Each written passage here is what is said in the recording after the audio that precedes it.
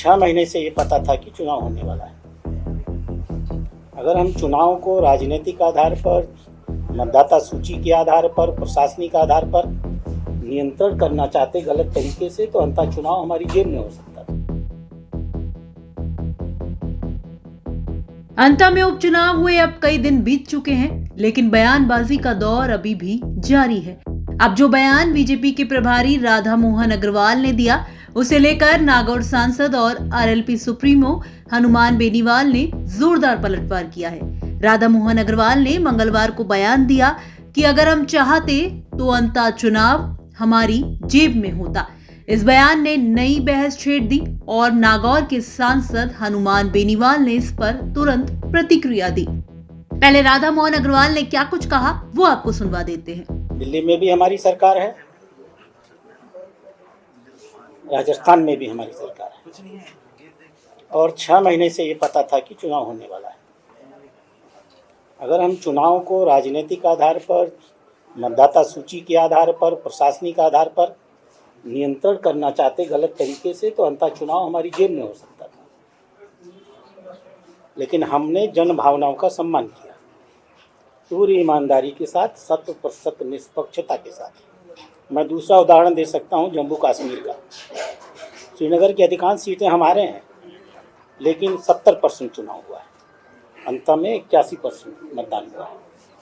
तो जो लोग भारतीय जनता पार्टी पर वोट चोरी का आरोप लगाते हैं, अंततः चुनाव उनके गाल पर एक बहुत बड़ा और झन्नाटेदार तमाचा है।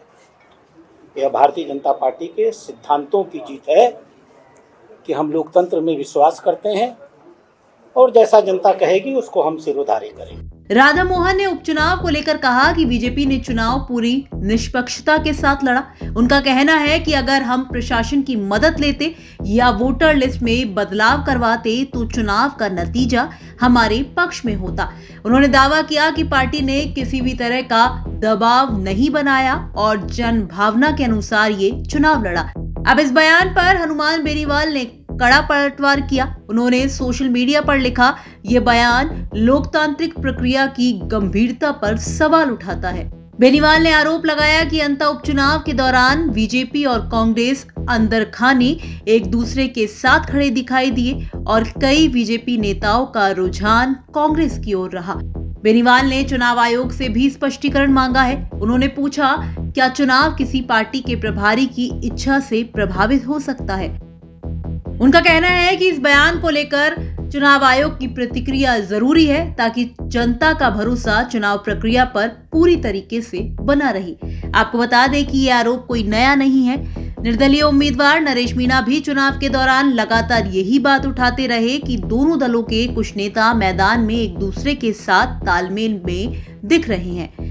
अंत उपचुनाव में शुरुआत से ही आरोप लगते रहे कि बड़े दलों के कुछ नेता निर्दलीय उम्मीदवार नरेश मीणा को नुकसान पहुंचाने के लिए एकजुट दिखाई दे रहे हैं। खुद नरेश मीणा ने खुले तौर पर कहा कि कुछ नेता चुनाव को प्रभावित करने की कोशिश कर रहे हैं और दोनों दलों के कुछ लोग एक दूसरे से तालमेल में नजर आ रहे हैं।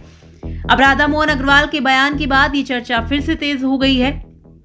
अब इस पर चुनाव आयोग की कोई प्रतिक्रिया आती है या नहीं, ये देखना दिलचस्प होगा। आपका बेनीवाल के पलटवार को लेकर क्या कुछ कहना है, कमेंट बॉक्स में हमें लिखकर बता सकते हैं। ब्यूरो रिपोर्ट, राजस्थान तक।